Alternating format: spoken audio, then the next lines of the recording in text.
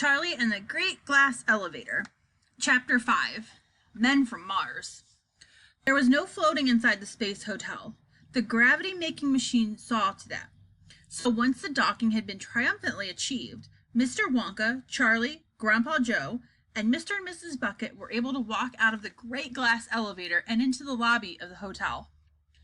As for Grandpa George, Grandma Georgina, and Grandma Josephine, none of them had their feet on the ground for over 20 years, and they certainly weren't going to change their habits now.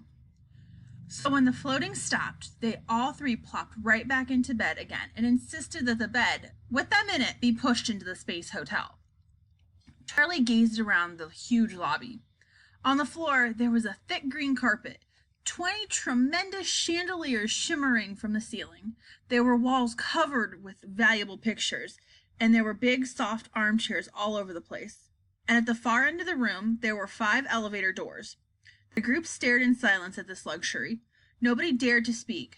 Mr. Wonka had warned them that every word they uttered would be picked up by the space control in Houston, so they'd better be careful. A faint humming noise came from somewhere below the floor, but that only made the silence more spooky. Charlie took hold of Grandpa Joe's hand and held it tight. He wasn't sure he liked this very much. They had broken into the greatest machine ever built by man, the property of the United States government. And if they were discovered and captured, as they surely would be in the end, what would happen to them? Jail for life? Yes, or something worse. Mr. Wonka was writing on a little pad. He held up the pad. It said, "Anybody hungry?" The 3 old ones in bed began waving their arms and nodding, and opening and shutting their mouths. Mr. Wonka turned the paper over. On the other side, it said, "The kitchens of this hotel are loaded with luscious food, lobsters, steak, ice cream. We shall have a feast to end all feasts." Suddenly, a tremendous booming voice came out of a loudspeaker somewhere in the room. "Attention!" boomed the voice, and Charlie jumped. So did Grandpa Joe. Everybody jumped, even Mr. Wonka. "Attention! The 8 foreign astronauts! This is Space Control in Houston, Texas, USA. You are trespassing on American property. You are ordered to identify yourselves immediately. Speak now!" "Shh!" whispered Mr. Wonka, finger to lips. There followed a few seconds of awful silence. Nobody moved except Mr. Wonka, who kept saying, "Shh, shh." "Who are you?" boomed the voice from Houston, and the whole world heard it.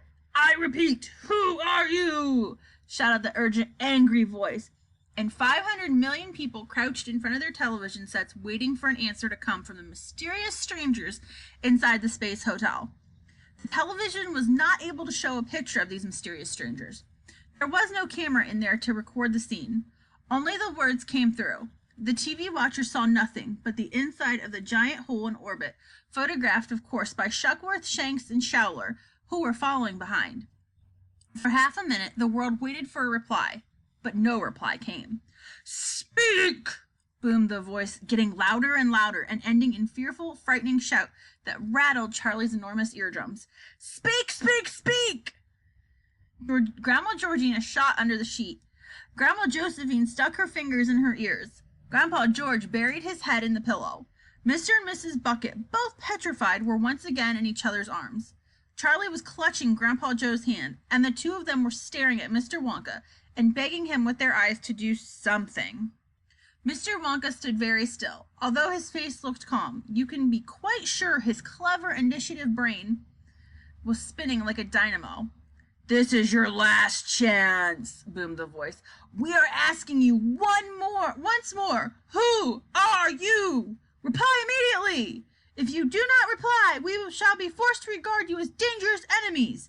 We shall then press the emergency freezer switch, and the temperature in the space hotel will drop to minus 100 degrees centigrade. All of you will be instantly deep frozen. You have 15 seconds to speak. After that, you will turn to icicles. 1, 2, 3. "Grandpa," whispered Charlie, as the counting continued, "we must do something. We must. Quick." "6," said the voice. 7, 8, 9. Mr. Wonka had not moved. He was still gazing straight ahead, still cool, perfectly expressionless. Grandpa, Charlie, and Joe were staring at him in horror. Then, all of a sudden, they saw tiny twinkling wrinkles of a smile appear around the corner of his eyes. He sprang to life. He sprung on his toes, skipped a few paces around on the floor. Then, in a frenzied, unearthly sort of scream, he cried, "Fimbo Frizzy!" The loud speaker stopped counting. There was silence. All over the world, there was silence. Charlie's eyes were riveted on Mr. Wonka. He was going to speak again. He was taking a deep breath. "Bungo Bunny!" he screamed. He put so much force into his voice that it lifted him right up on the tip of his toes. "Bungo Bunny! Daffo Dunny! You be loony!" Again, the silence. The next time Mr. Wonka spoke, the words came out so fast and sharp and loud they were like bullets from a machine gun. "Zoink, zoink, zoink, zoink, zoink!" he barked. The noise echoed round and around the space lobby hotel. It echoed around the world. Mr. Wonka now turned and faced the far end of the lobby where the loudspeaker voice had come from. He walked a few paces forward as a man would, perhaps who wanted more intimate conversation with his audience. And this time the tone was much quieter. The words came more slowly, but there was a touch of steel in every syllable. "Kurukasoo malikaboo, weeby weezy ukibi cuckoo, alapina kakamienda, pants for London if no suspenda, fanikaka, Yanderika, we be stronger, you be weaker. Popokota, Buramoka, very risky you a pavoka. Katie, moons, stars. Beneficia, Venus, Mars. Mr. Wonka paused dramatically for a few seconds. Then he took an enormous deep breath, and in a wild and fearsome voice he yelled, "Katimba maybe zoink! Fibimalizi zoink! Hugomiza zoink! Fumakaka zoink! Anapaloya zoink zoink zoink!" And an effect of all this on the world was electric. In the control room in Houston, in the White House in Washington, in palaces and city buildings and mountain shacks from America to China to Peru, the 500 million people who heard that wild and fearsome voice yelling out these strange and mystic words all shivered with fear below their television sets. Nobody began turning to everybody else and saying, "Who are they? What language is that? Where did they come from?" In the president's study in the White House, Vice President Tibbs, the members of the cabinet, the chiefs of the Army and the Navy and the Air Force, the sword swallower from Afghanistan, the chief financial advisor, and Mrs. Tobypuss, the cat, all stood tense and rigid. They were more than a little afraid, but the president himself kept a cool head and a clear brain. "Nanny!" he cried. "Oh, Nanny, what on earth do we do now?" "I'll get you a nice warm glass of milk," said Miss Tibbs. "I hate this stuff," said the president. "Please don't make me drink it." "Then summon the chief interpreter," said Miss Tibbs. "Summon the chief interpreter," said the president. "Where is he?" "Right here, Mr. President," said the interpreter. What language was that creature spouting out up there in the Space Hotel? Be quick. Was it Eskimo? Not Eskimo, Mr. President. Ha! Then it was Tagalong. Either Tagalong or Ugro. Not Tagalong, Mr. President. Not Ugro either. Was it Tulu then? Or Tungus or Tupi? Definitely not Tulu, Mr. President, and I'm quite sure it wasn't Tungus or Tupi. Don't stand there telling him it wasn't, you idiot, Miss Tubbs said. Tell him what it was. Yes, ma'am, Vice President, ma'am, said the chief interpreter, beginning to shake. Believe me, Mr. President, he went on, it was not a language I have ever heard before. But I thought you knew every language in the world. I do, Mr. President. Don't lie to me, chief interpreter. How can you possibly know every language in the world when you don't know this one? It's not a language of this world, Mr. President. Nonsense, man, barked Miss Tibbs. I understood some of it myself. These people, Miss Vice President, ma'am, have obviously tried to learn just a few of our easier words, but the rest of it is a language that has never been heard before on this earth. Spinning scorpions, cried the president. You mean to tell me they could be coming from somewhere else? Precisely, Mr. President. Like where? Said the President. Who knows, said Chief Interpreter.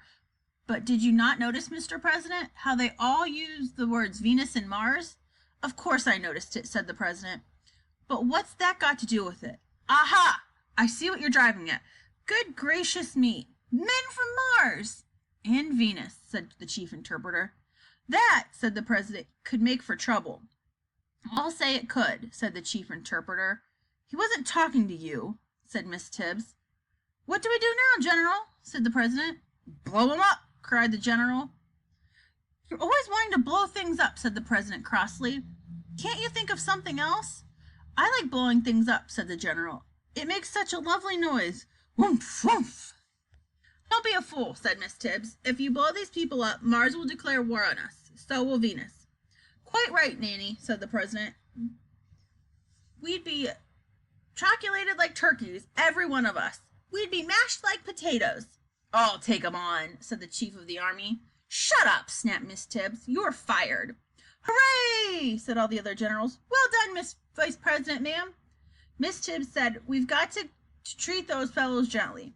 The ones who just now spoke sounded extremely cross. We've got to be polite to them, butter them up, make them happy. The last thing we want is to be invaded by men from Mars. You've got to talk to them, Mr. President. Tell Houston we want another direct radio link with the Space Hotel. And hurry.